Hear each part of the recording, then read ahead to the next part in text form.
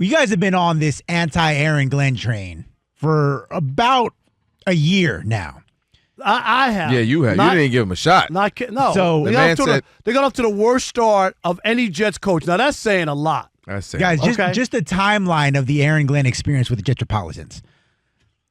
First day on the job, one of the first days, has Aaron Rodgers fly in on his own dime to tell him to his face, we're not interested in you.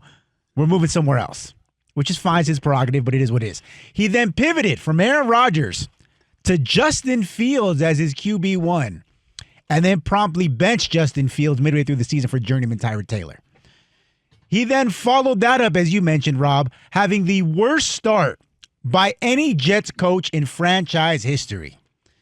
Culminated the season by, again, a defensive-minded coach becoming the first team in the modern era to go an entire season without recording a single interception. Kelvin, you got to admit, that is mind-boggling. It's an impossibility. Am I right? Impossible. Everything that could go wrong did go wrong. C.J. Stroud throws you one. Right. Minimum one. Jameis Winston throws you one. And so it all came to a head earlier today where Aaron Glenn continued the house cleaning of the Jets coaching staff. He parted ways with offensive coordinator Tanner Eggstrand after just one season. Of course, all got after one season. Add him to the list, which includes... Listen to this list. Mm-hmm. Defensive coordinator Steve Wilkes, out. Go. Eggstrand, out. DB's coach, friend of the show, Dre Bly, out. Quarterbacks coach, Charles London, out. Defensive line coach, Eric Washington, out. Passing game coordinator, Scott Turner, out. Linebackers coach, Aaron Curry, out. And a slew of other lower-level assistants that names don't even get in the program. So basically, in the eyes of Aaron Glenn, everybody but him was the problem with the Jets last season. Okay. Is this on? Because I'm just going to call it the way I see it. I am the biggest proponent, and I've talked about it. Everybody's now on this ticket about there were 10 NFL head coaching jobs opening. And what did I say, Kelvin, last week? That they won't be filled by a black coach, right? Right. So I'm all about opportunity and all of that. That black coaches should have opportunities of being head coaches. But when it comes to Aaron Glenn, he's bad news for the black coaches. Okay? He just is. And I'm going to say this. I don't know how Woody Johnson didn't fire Aaron Glenn. As much as I'm a proponent that black coaches deserve opportunities, I'm not going to protect them if they don't do the job. Aaron Glenn should have been fired. Proof positive is that he's fired everybody that he hired. He didn't come to the Jets with a staff in place or a quarterback in place. No, this was all his doing. His hands are on it. How in the world could an owner look at a coach and go, you came here, you hired your guy, you put this staff together. We had an awful year. You wanted this quarterback. People laughed at the Jets that they gave Justin Fields a 2-year guarantee, right? They were like, what? Nobody else was offering him that 1 year and an option. But he got 2 years guaranteed and a guaranteed starting job. He didn't even have to earn it. Okay? This was him. Go back if you don't believe me and go read the quotes about Justin Fields. You know what he said? As a defensive coordinator, Justin Fields was the hardest guy to put up a defense against. That's what he claimed. That you didn't know how to defend Justin Fields. And he was obviously in the NFC North with the Bears, and he was in the NFC North with the Lions, so he saw Justin Fields. He was enamored by him. So all the coaches are gone. The quarterback is gone, and yet you get to stick around. Terrible. This is why the Jets haven't won a Super Bowl since the Louisiana Purchase. For real. You keep on, they got bad luck. No, they have a bad owner. Dude, what face are you trying to save? He should have been fired. When he's firing everybody else, Woody Johnson should have said, you know what? I thought about it. You know what? You should be fired too. And here's my point. You'll say, that's unfair. He only got 1 year. The Raiders did the right thing with Pete Carroll.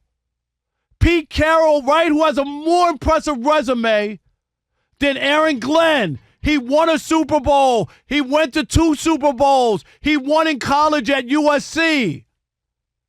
And after an absolute horrific year, they could have given Pete Carroll the benefit of the doubt, Kelvin, giving him one more year to say, Pete, you had a bad year. He has a ring at least. Right. And you know what they did? They showed him the door. They didn't stand on principle or they don't want to be embarrassed because they hired him and it's going to be embarrassing and we got to pay Pete Carroll. They said, Pete, thank you. Take you and your sons and hit the road. The Jets blew it. They should have done the same thing with Aaron Glenn. Aaron Glenn couldn't handle the media. Aaron Glenn couldn't handle the Jets. Aaron Glenn couldn't handle the defense. He was an awful coach this past year. Everybody is not NOT capable of being an NFL head coach. There are a lot of guys who are just coordinators, and he was good in Detroit. Mm-hmm. He ain't a head coach. Kelvin, the Jets made a mistake by letting Aaron Glenn fire everybody instead of firing him. Well, I'm wondering why they did it. And the first thing I'm thinking about with the Jets is maybe money. Maybe they didn't want to have to pay him because after 1 year, we're going to have to pay him the rest of the money that we owe him. And then obviously have to pay another coach. So maybe the Jets, Woody Johnson and the gang say, hey, we ain't trying to do that. But here's a couple of things that I have issues with when it comes to Aaron Glenn. I usually, in most cases, believe you got to give somebody. The Jets were terrible, so they're not going to be great overnight, right? It's going to take things to build this thing up. However, here are some things that don't go in your favor as a defensive coach. You know what you can't be? You can't be scoring defense, 31st in the league. You can't be total defense, 25th in the league. You can't be rushing defense, 29th. And you can't have the 31st fewest sacks, Rob. And then what about interceptions? Oh, you ain't got any. Like, these are things that... That's not even conceivable. It's not conceivable. And if you're Woody Johnson, if you would want to say, listen, we struggled on offense. We bought into Justin Fields. We were wrong. And then you can say, but this defense... Maybe you're not the Texans, but you're right. You know what I mean? You're around there. Hey, we're coming up. This defense is going in the right direction. Then you can hang your hat on that. And to me, that's the biggest indictment for Aaron Glenn is that you're a defensive coordinator with what? A team that had defensive players we'd been saying for the last few years, right? We've been saying. Before they got a quarterback, that was the talk, right? And you can't be 31st and 30th and 32nd in so many different categories and league ranks in these defensive categories. That's a massive indictment on Aaron Glenn to me there. Also, what do they say about everybody can't be crazy? If you're calling everybody crazy, everybody can't be crazy. It might be you. Have you ever seen anything where he fired everybody? Like, no. Basically. And the challenge with that, Rob, is he doesn't have the equity.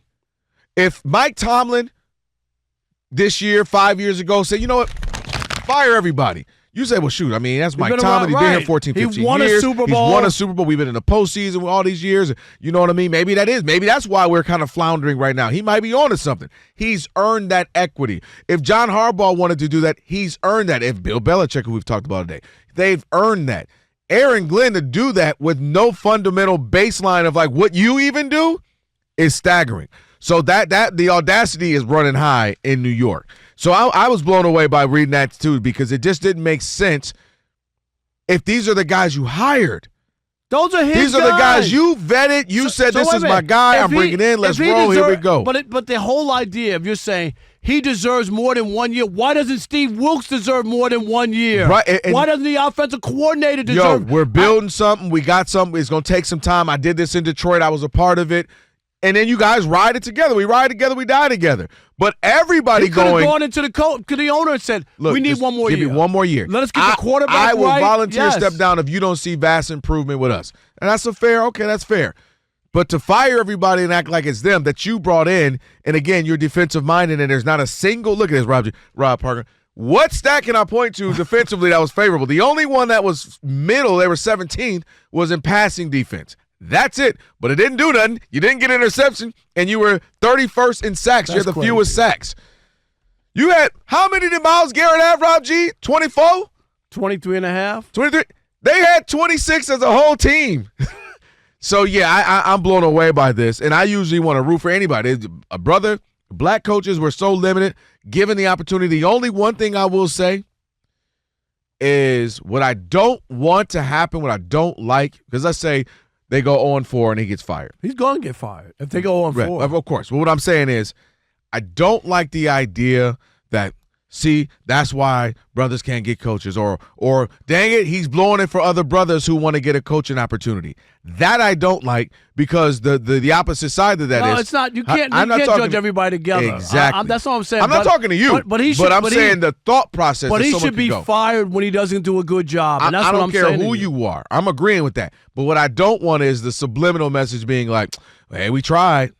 Well, that's why you can't give brothers opportunities, or well, he blew it for all the other brothers. You get what I mean? Like, now they're not going to hire a black coach for another team, when clearly there are dozens of white coaches who are failing. There are dozens who are succeeding. There are 10 openings, right? And it's not Bill Belichick cheated, and you're not going to go, well, we can't hire a white coach because they cheat. So I can't get Mike Vrabel now because, he played for him. He must have been a cheater. Mike Vrabel got a job. And he was right in the thick of it. So my point is, I only thing I don't want is this to be an indictment now, because I got to keep it real. This is often what happens in most facets of life, where they go, well, we gave a brother a shot and this is what happened. And then, now another brother can't get one because they'll use that as an example. So that's the only thing I don't want, is if Aaron Glenn in 2-3 games the next year, 0-2, 0-3, 0-4 gets fired, they go, well, we tried. See, that's what I don't want, because I want that to be fair. If there's another person who deserves that opportunity, another brother, he should get it. All right, Rob, so they're watching us right now, which means another thing they can do is what? They can subscribe. All you got to do is hit that button, subscribe to The Odd Couple for some of the best sports talk content in the nation. Facts, and while you're at it, they can like, they can comment, they can share. Do all that for us. We appreciate it. Just do all that right up in here.